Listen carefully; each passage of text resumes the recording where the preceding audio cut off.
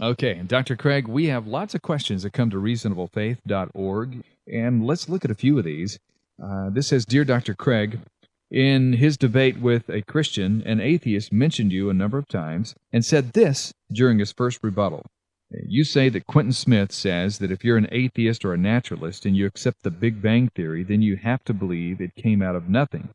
And this is simply false, because I corresponded privately with Quentin Smith, as well as almost every other atheist philosopher in the United States, Canada, England, and Australia, and I conducted a non-scientific poll, and I'm here to tell you that unanimously, all of the philosophers I asked said that an atheist does not have to believe that the universe popped into existence out of nothing to accept the Big Bang Theory. He goes on to quote Quentin Smith, who said, I agree with Graham Oppy that William Lane Craig is just relying on slogans, especially when he uses out of nothing, nothing comes. And Quentin Smith, in that quotation, was referring to Graham Oppy, an Australian philosopher, who had also written a quote, I think this is an instance of Craig's reliance upon slogans. Mm-hmm. Now, we have two things to talk about here. First of all, can the naturalist believe that the universe just is, and that it didn't simply pop into existence out of nothing? We need to address that, and then we need to address this accusation about slogans. Okay, good, Kevin. I think you have separated accurately the two issues that seem to be raised in this question. And I would respond to the first by saying that certainly the naturalist is able to say that a universe with a beginning simply is, without coming into being out of nothing, if he is willing to adopt a certain theory of time that permits that. And I've said this explicitly in my work, that behind the so-called Kalam Cosmological argument lies a view of time which is variously called the tensed theory of time, or a dynamic theory of time, or to borrow the convenient terminology of J.M.E. McTaggart, the A theory of time.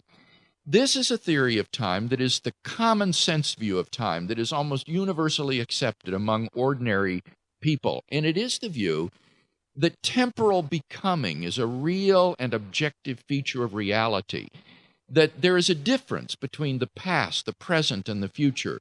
The future doesn't exist in any sense. It's a realm that's pure potentiality. The past did exist, but no longer exists. The present alone is real. And things really do come into being and go out of being with the lapse of time. And on that view, if the universe began to exist, then the universe definitely did come into being at the first moment of its existence without any sort of antecedent conditions. It came into being from nothing. Not in the sense that there was a prior state of reality, which is a state of nothingness. Rather, it came into being out of nothingness in the sense that it came into being at that first moment of its existence, and there was nothing before it. That is to say, there was not anything before it. And so in that sense, the coming into being of the universe is a tensed fact that happens at the first moment of its existence, and it does so without any sort of causal antecedents. It is only if you adopt a tenseless or static or so-called B theory of time, according to which all events in time are equally real, that you could say that the universe has a beginning, but that the universe didn't come into being at that first moment. All moments of time are equally real, and the universe on that view has a beginning only in the sense that a yardstick has a beginning in the sense that it has a first inch. But the yardstick doesn't come into being at the point of its first inch. It simply is extended in space, and in a similar way, the B theorist would say the universe is extended in time. Now, this is a point that I've made myself, so this is not any sort of, I think, insight on the part of the critic of the argument. I've made it very clear in my presentation of the argument that the argument is based upon an A theory of time, a tense theory of time, and that's why I devoted 2 volumes in the Synthèse Library published by Springer Verlag on a defense of the A theory of time and a critique of the B theory of time. Now, if the B theory of time somehow turned out to be true, some kind of a new insight came in or something, that would do some damage to the Kalam cosmological. Right. I think then the premise that whatever begins to exist has a cause would no longer be evidently true, because the universe didn't come into being when it began to exist.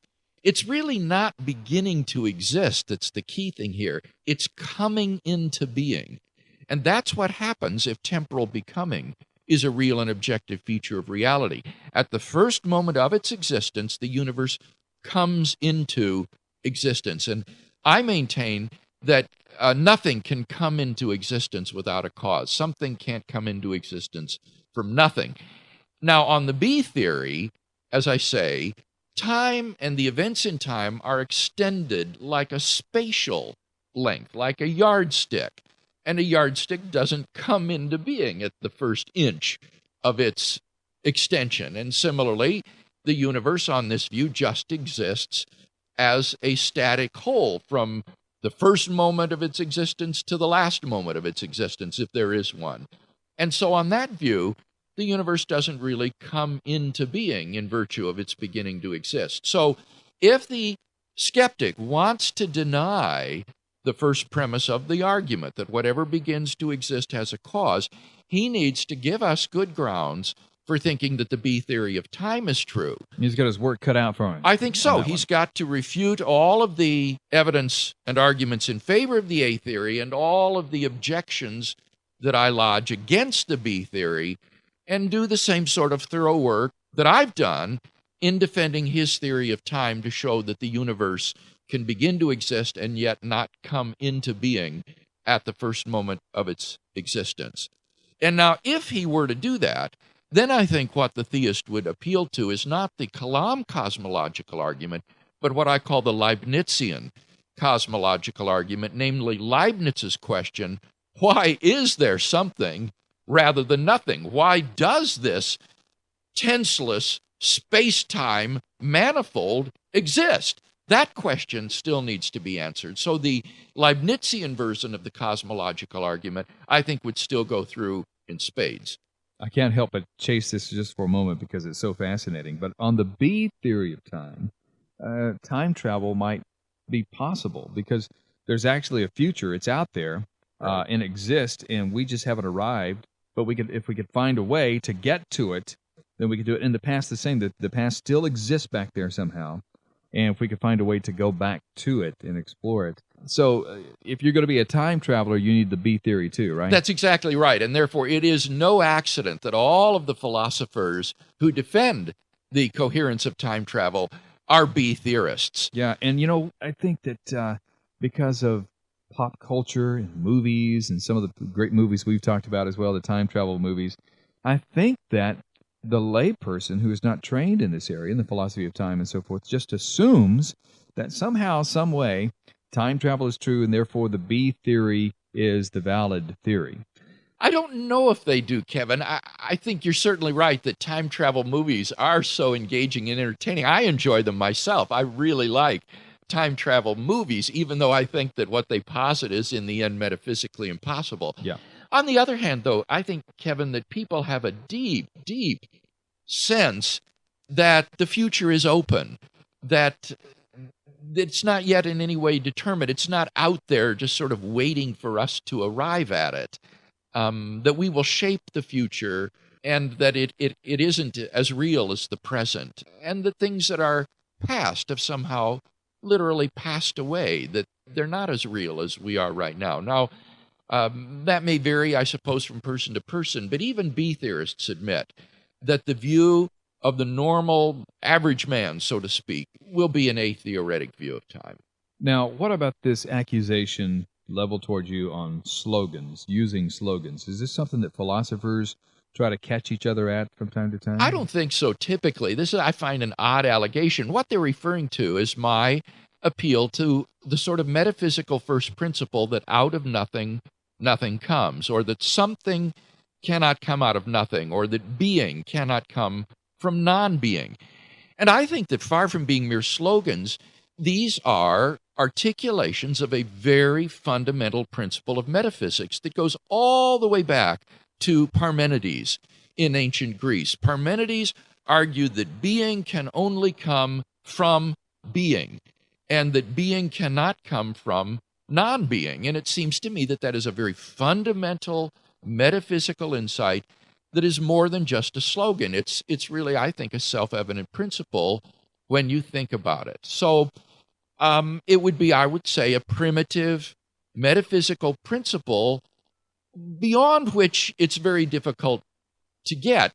Everyone has sort of first principles or foundational principles. And I think it's condescending to dismiss these as mere slogans, because everyone ultimately has some sort of first principles in his metaphysics. And for me, this is one of the most basic, and it's been recognized in the history of philosophy as one of the most basic principles. Thank you so much for listening to Reasonable Faith with Dr. William Lane Craig, and we'll pick it up there next time and answer some more questions that we receive at reasonablefaith.org. One more time, if you would like to start a Reasonable Faith chapter in your area, information is at reasonablefaith.org. And by the way, if you appreciate the information that you get at reasonablefaith.org and you would like to see these podcasts continue and see us branch out even further, then be a partner with us. You can find out how when you go to reasonablefaith.org. Your financial and prayer support means a great deal to us. That's reasonablefaith.org, and we'll see you next time on Reasonable Faith with Dr. William Lane Craig.